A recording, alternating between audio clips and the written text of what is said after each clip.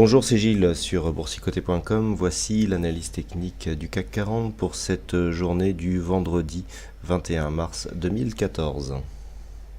Avec aujourd'hui finalement une séance d'hésitation puisqu'après une ouverture sur un léger gap haussier, le gap d'ailleurs qui a été refermé, eh bien le CAC 40 a marqué donc une séance assez peu volatile et donc relativement hésitante pour terminer en clôture à 4335,28 avec un peu plus de 7 points gagnés par rapport au cours de clôture de la veille et 0,17% donc gagné sur cette séance. Donc une séance somme toute assez compliqué à analyser puisque comme nous allons le voir, nous avons nous avons quelques signaux qui apparaissent aujourd'hui. Le problème c'est qu'ils ne vont pas tous dans le même sens. Alors pour commencer, ce que nous pouvons constater, c'est que nous avons ici marqué un second contact avec le retracement des 61,8% de Fibonacci.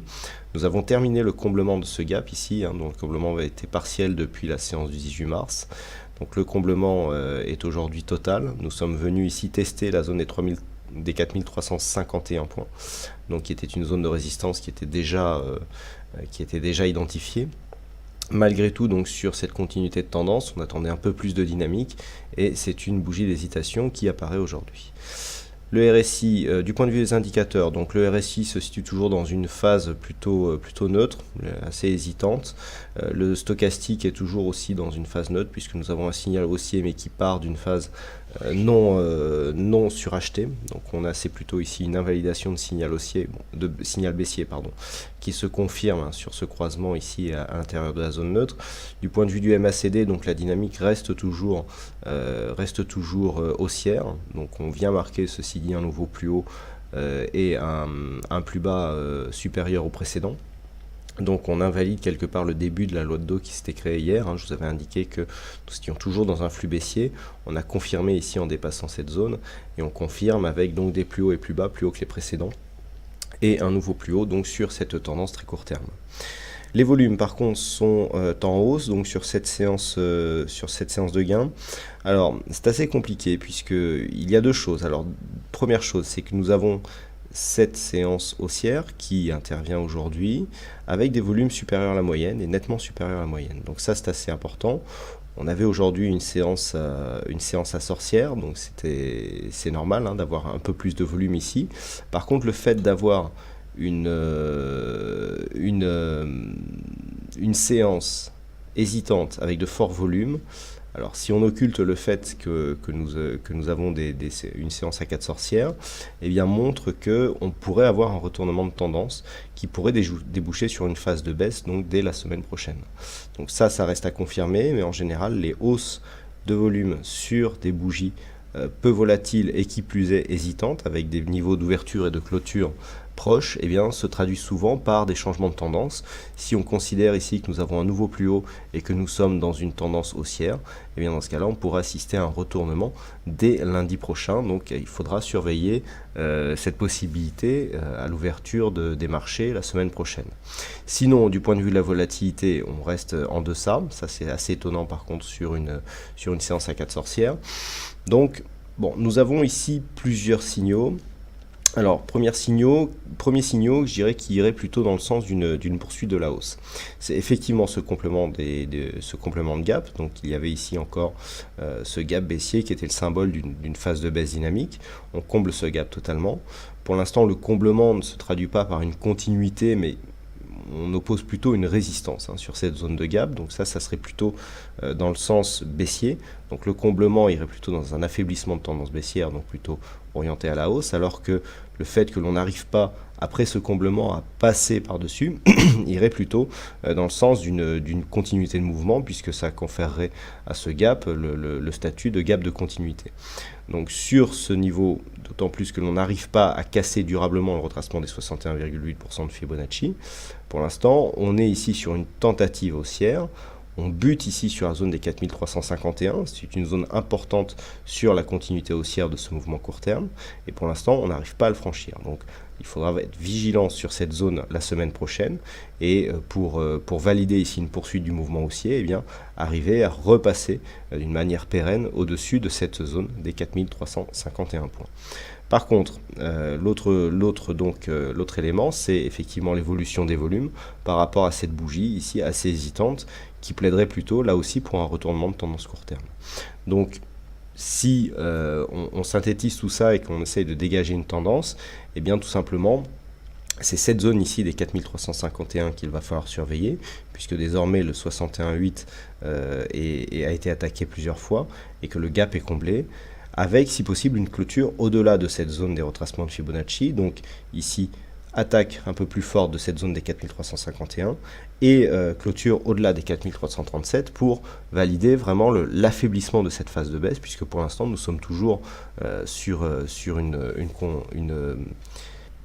configuration baissière, puisque nous n'arrivons pas ici à repasser par-dessus ces zones. Donc sur la semaine prochaine, il faudra surveiller donc ces zones à la hausse et nous verrons en fin d'analyse quels sont les seuils à ne pas dépasser pour ne pas repasser dans un flux baissier. Mais comme nous sommes vendredi, je vous propose d'abord d'avoir une vision hebdomadaire du CAC 40. Alors donc nous avions ici une bougie d'accélération baissière sur la semaine précédente.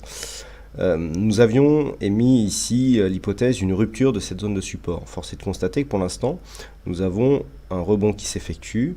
Et puis même, nous avons ici, par rapport donc à cette précédente bougie, une structure en pénétrante qui irait plutôt dans le sens d'une continuité haussière. Donc pour l'instant, c'est vers cela qu'on s'achemine. Nous avons ici des indicateurs qui sont relativement neutres.